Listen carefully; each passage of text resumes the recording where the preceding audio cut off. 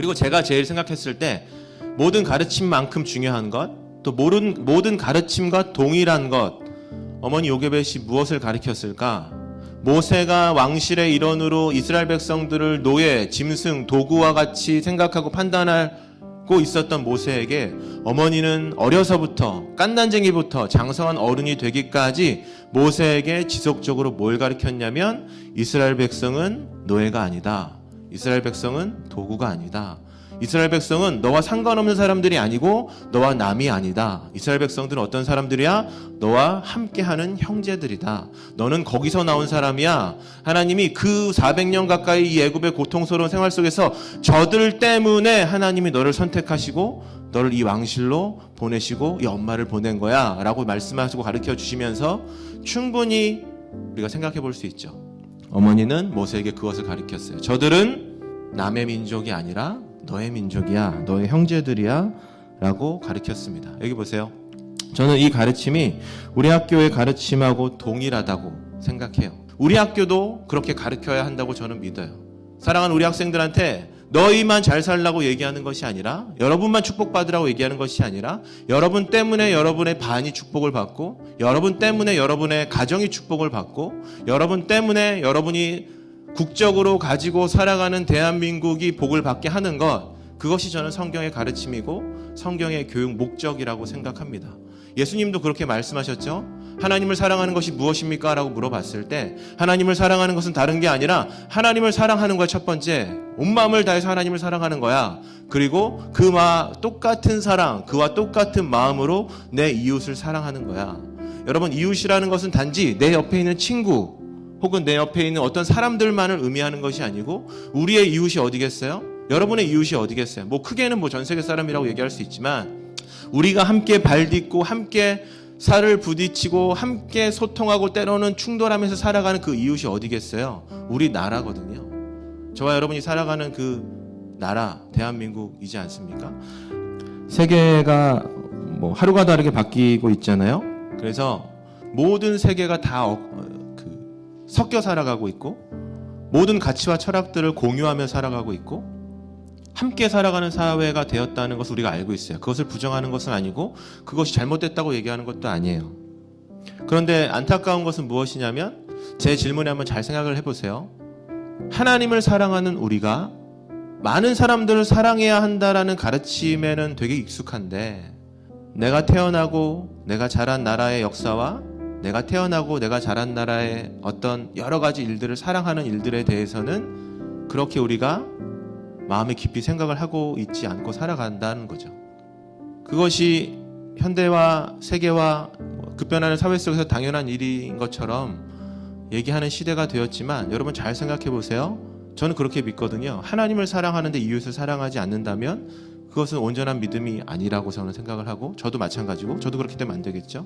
하나님을 사랑한다고 하면서도 내가 태어난 나라와 내가 땅을 밟고 발을 딛고 살아가는 이 나라를 사랑하지 못하는 것, 우리 나라를 생각하고 우리 나라를 기도할 때 모세처럼 저들은 나의 형제야, 내가 저들을 위해서 무언가를 해야 되겠어. 오늘 10절 말씀 보세요. 11절 말씀 보면, 물론 그렇게 하면 안 되겠지만 모세가 핍박받는 자신의 형제들이 있었기 때문에 그 애굽의 군대를 쳐 죽인 거잖아요. 물론 그렇게 폭력적인 방법을 쓰라는 것은 아니지만, 그것은 결코 옳지 않은 일이고 하나님의 정죄를 받을 일이지만, 여러분 모세에게 이 마음이 있었던 것처럼 여러분에게도 저에게도 이 마음이 있냐?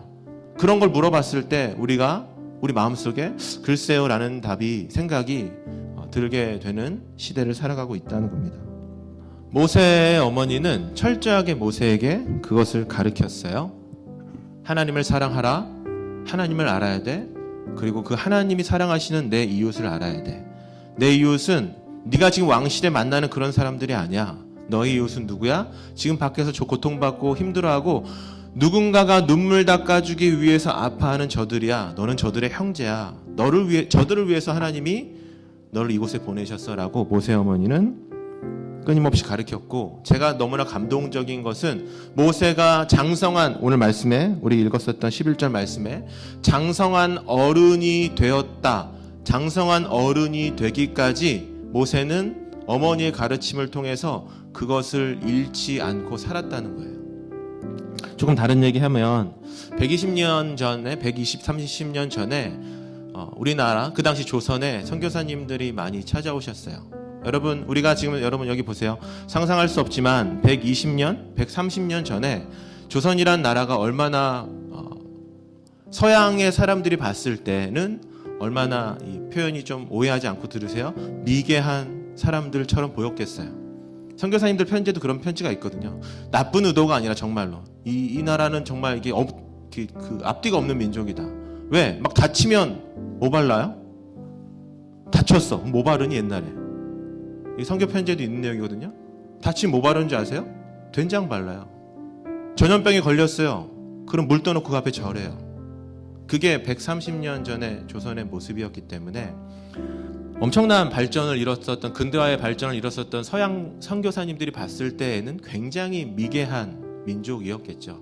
약 하나면 나을 수 있는 거를 시름시름 앓다가 죽어가는 사람들을 봤었던 그런 일들이 있었기 때문에 서양 선교사님들이 봤을 때 얼마나 미개한 나라의 작은 나라의 그런 사람들이었겠어요. 그래서 제가 감동하는 건 뭐냐면 120년, 30년 전에 이 땅에 찾아오셨던 선교사님들은 단 한 번도 자신의 문화와 자신의 철학과 자신의 가치를 조선인들에게 강요하지 않았다는 거예요.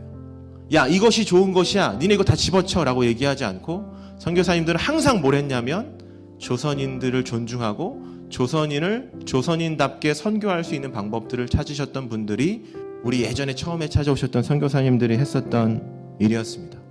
선교사님들이 와서 불편하고 사이즈도 맞지 않은데 그래서 그분들이 했던 게 뭐였냐면 첫 번째 조선인의 옷을 입는 거였어요. 한복. 막 사진 보면 되게 웃겨요. 팔들이 길잖아요. 막 여기까지 이렇게 오거든요. 그런데 여러분 서양 사람들이 왔을 때 얼마나 그 모습이 웃겼겠어요. 그런데 그 한복들을 다 입고 다녔어요. 선교사님들이. 왜? 조선인들에게 조선인처럼 살아가기 위해서. 미개한 조선이라고 얘기했지만 그들의 문화 속에서 들어가기 위해서 그들에게 조선인의 문화를 존중하고 가르쳤어요. 여러분 초창기에 우리 가온길이라는 이 전국을 돌아다니면서 여행한 팀들은 알겠지만 초창기 우리나라 교회에 세워졌던 교회들은 거의 다 대부분 한옥이에요. 한옥으로 다 지었어요. 어떤 교회는 기역자로 지었어요. 당시 유교 사상 남자와 여자가 같이 앉을 수 없다. 그래 선교사님들이 그래 그럼 우리가 이렇게 할게. 기역자로 만들어서 가운데 벽을 만들어 놓고 한쪽엔 여자만 앉아 한쪽엔 남자만 앉아. 어떻게 남자와 여자가 같은 문으로 들어가 이렇게 얘기하는 시대였거든요. 그러면 남자는 이쪽으로 들어가 여자는 이쪽으로 들어가 괜찮아 상관없어. 우리 식대로 하지 않을게. 우리 마음대로 하지 않을게. 너희는 조선인이고 조선인답게 너희는 커야 돼. 조선인답게 하나님을 만나야 돼 라고 얘기하면서 여러분 전국의 100년 넘은 교회들 대부분 기역자의 모양을 하고 있어요. 선교사님들이 한옥으로 교회를 지었다는 것은 외국 사람들에게는 굉장히 힘든 일이에요. 왜? 바닥에 앉아야 했기 때문에. 의자가 아니라 바닥에 앉아야 했어요, 여러분. 그런데 여러분 무릎 꿇는 거, 바닥에 앉는 거 선교사님들은 마다하지 않았어요. 왜 그랬을까? 여기는 조선인이고 조선 땅이고 조선인들을 조선인답게 키우는 것이 하나님을 사랑하는 것과 동일하다고 그분들이 믿었기 때문에 그래요. 여러분 이화여자대학교, 이화학당, 예전에 이화학당이라고 그러죠. 이화여자대학교를 처음 세웠었던 메리 스크랜턴이라는 선교사님은 굉장히 멋있는 말을 하셨어요. 조선인은 조선인답게 키워야 돼. 조선인은 더 조선인답게 가르쳐야 돼. 조선인은 조선인답게 가르치고 그 조선인의 자긍심과 긍지를 갖고 미국 사람도 아니고 일본 사람도 아니고 유럽 사람도 아니고 하나님을 사랑하는 조선인으로. 왜? 하나님이 이들을 조선인으로 만드셨기 때문에 창조하셨기 때문에 조선인은 조선인답게 가르쳐야 돼 라고 얘기하시면서 이화학당을 시작하셨고 그 정신이 저는 남아있는지 모르겠지만 어쨌든 그 학교는 그렇게 시작되었다라는 겁니다. 그런 가르침 때문에 여기 보세요. 그런 가르침 때문에 민족의 아픔이 있을 때마다 여기가 중에 잘 들어 이제 여러분 딱딱한 얘기야. 그런 가르침이 있었기 때문에 민족의 아픔이 있을 때마다 가장 먼저 많은 사람들이 종교인들이 또 많은 사람들이 그 일에 동참했어요. 맞아요. 그거 사실이에요. 그런데 수많은 기독교인들도 나라의 아픔과 어려움이 있을 때마다 자신의 삶을 드리고 자신의 생명을 들여서 내가 하나님 사랑하니까 이 나라도 사랑하고 내가 하나님 사랑하기 때문에 민족의 아픔들 어려움들 내가 가만히 보고만 있을 순 없다라고 하면서 동참했었던 일들이 우리 역사 가운데 많이 기록되어 있어요. 여러분 대구에 가면 국채보상운동길이라는 길이 있어요. 국채보상운동길, 3.1운동길 이렇게 되어 있거든요. 대구제일교회 옆에 가면 그 교회의 길이 있어요. 가파른 언덕인데 국채보상운동이라는 일이 있어요. 일제가 강제로 우리나라를 침략하고 점거해서 엄청난 폭거를 행하고 있을 때 일본에 의해서 우리가 엄청 감당할 수 없는 엄청난 빚을 떠안게 됐거든요. 그 빚을 빌미로 일본이 엄청난 요구와 핍박을 하자 대구제일교회뿐만 아니라 대구제일교회에 계셨던 교인들, 성도들이 무슨 운동을 시작하게 했냐면 또 많은 나라를 사랑하시는 분이 물론 다 기독교인이라고 할 수는 없지만 그분들이 무엇을 시작했냐면 우리가 가지고 있는 금, 은, 뭐 이런 것들을 다 팔아서 나라의 빚을 갚자라는 운동을 벌였어요. 그게 국채보상운동이에요. 우리 잘 알죠? 유관순 누나죠. 열사 유관순. 여러분 잘 생각해 보세요. 어린 소녀였던 그 유관순 열사라는 분이 민족의 아픔과 어려움이 있었을 때 자신의 손과 귀와 코가 다 잘려나가도 괜찮은데 나라를 잃은 핍박 때문에 어려움 때문에 고통을 당하는 사람들을 보면 가슴이 무너집니다. 우리가 함께 배웠었던 그 교회 공동체가 무너지고 깨어지는 걸 보면 가슴이 무너지고 내가 드릴 수 있는 것이 이 생명 하나밖에 없다는 것이 너무나 원통하고 안타깝습니다 라는 기도를 했다라고 한다면 그 가르침이 어디서 왔겠냐라는 거예요. 저는 무슨 민족 정신을 얘기하는 게 아니라 어려서부터 선교사님들을 통해서 이화학당에서 조선인은 조선인답게 키워야 돼. 하나님 사랑하는 건 다른 게 아니야. 내 옆에 있는 이웃을 사랑하는 거야. 목숨처럼 사랑하는 거야. 그런데 그 이웃은 단지 네 옆에 있는 몇몇 사람들, 네 친구들, 너와 함께하는 몇몇 사람들이 아니야. 너와 함께하는 너의 가족뿐만 아니라 그 가족을 넘어서 네가 조선인이라면, 네가 이집트인이라면, 네가 미국 사람이라면 그 나라를 위해서 생명을 바쳐도 아깝지 않을 만큼 그 나라를 사랑하는 것이 그 나라가 하나님의 나라가 되기 위해서 간절하게 기도하고 살아가는 것이 하나님을 사랑하는 것과 똑같은 거야 라는 가르침을 받았기 때문에 저는 그런 인생을 살아갈 수 있었다라고 생각을 합니다. 말씀을 마무리할게요. 여러분, 다음 주 화요일이죠. 휴일입니다. 그죠? 3.1절 휴일이에요. 그죠? 우리는 휴일입니다. 뉴스 언론 보도 통계를 보면 청소년들에게 3.1절 혹은 국가 어떤 중요한 어떤 날을 기억해야 되는 그 날에 태극기를 개항하십니까? 라고 물어보면 열에 3.5 그러니까 한 3명 반 정도만 생각이 있다라고 얘기하고 나머지는 전혀 관심이 없어요. 저는 태극기 다는 것이 나라 사랑이라고 생각하진 않아요. 그게 어떻게 나라 사랑이겠어요. 그런데 그것을 다는 정신은 굉장히 우리의 신앙과 연결되어 있다고 생각합니다. 오늘 우리가 이렇게 함께 평안하게 예배를 드릴 수 있는 이 은혜를 주셨던 하나님은 이 은혜를 우리에게 어떻게 주셨어요, 여러분? 이 나라를 통해서 우리에게 주셨어요. 이 땅을 통해서 이렇게 저와 여러분이 만나고 예배할 수 있고 찬양할 수 있고 가르칠 수 있는 은혜를 주셨어요. 내가 단지 밟고 다니는 이 땅은 우연히 내가 태어난 것이 아니라 하나님께서 계획하시고 창조하셔서 우리를 대한민국 국민으로 보내셨고 등대학교 함께하는 공동체로 보내셨어요. 이것이 우리가 믿는 하나님의 섭리예요. 어떤 사람들은 민족의 여러 가지 일들에 대해서 나라의 여러 가지 일들에 대해서 관심이 없어요.